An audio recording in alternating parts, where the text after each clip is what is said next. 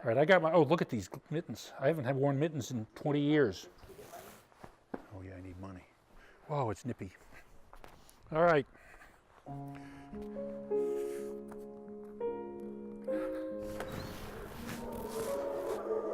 There we go, there he is, you hear him? Look at these beauties.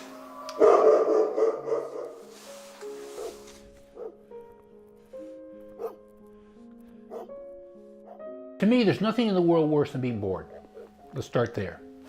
And hanging around at home with a disease, there's a certain amount of boredom. But I can't walk into a doctor's office and not open every drawer. I'm not very good at waiting. I had a saying in business, tick-tock, time is not your friend. Which basically meant, if you're going to do something, do it now. Black tea. Are we just doing it in our mug, or are we doing a pot? We're not doing a pot? My wife keeps wanting to know, where'd I get it, where'd I get it? I got no idea, and frankly, I really just don't care. You know, I got what I got, let's get on with it. Hi, nice to meet you. Good to see you. Hey, nice to meet you. Yeah, hopefully this will be kind of interesting and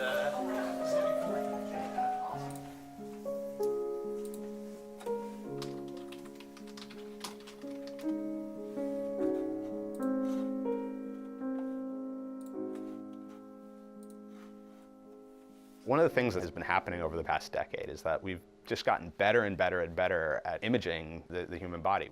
With the advances in technology and virtual reality and image visualization, that gives us maybe a new way where we can present data to a provider or to a patient in a more meaningful way, where you can understand better what's going on. We can reduce some of the complexity for people interpreting it and looking at it. Dr. Mack mentioned it to me. He had another gentleman who was developing this virtual reality, and would I be interested? And needless to say, I said yes immediately. I'm in. I see the unit. Because it's such a complex sort of geometry for treatment, we really think that using a technique like virtual reality to help visualize what's going on and to kind of help the patient understand how the anatomy all fits together in that region and sort of why we're doing the approach to the radiation that we're doing. I see a chest here. So what you're seeing is your chest. Really? That is so cool. Things that are colored are things that Dr. Mack drew that to avoid when we're planning radiation. So that red thing there is your heart. Is that my kidney? Yeah, that's Those your damn kidney. things aren't working well. I'm going 3D, boys.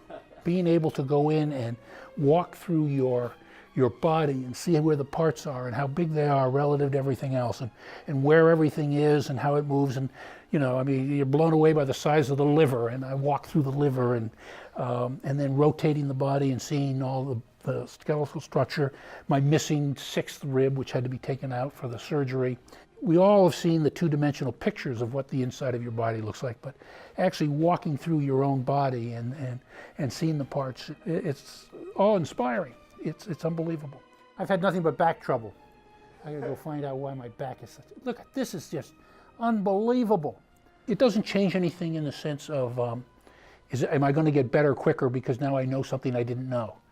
Not particularly. But what it does do is show you what they're doing, and they can tell you why they're doing it, and that's a good feeling to have. I'm hoping that the patient finds it to be a really helpful and kind of enlightening experience, and that he comes out of it sort of understanding a bit more what his treatment is doing and is going for, and why that makes sense for him. That is so, I just can't imagine I'm standing here. Yeah, you're standing right. Could you see where I was? Beth, 2 black ducks. 2 black ducks. Yeah, right here. What are they? Anyone who has cancer, and especially mesothelioma, where the statistics, you go look up the statistics, they're pretty bleak.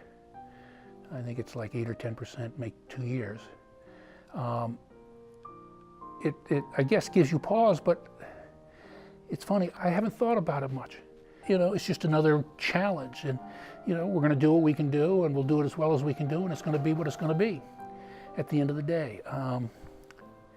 It's really funny, I haven't gotten particularly fatalistic about it at all.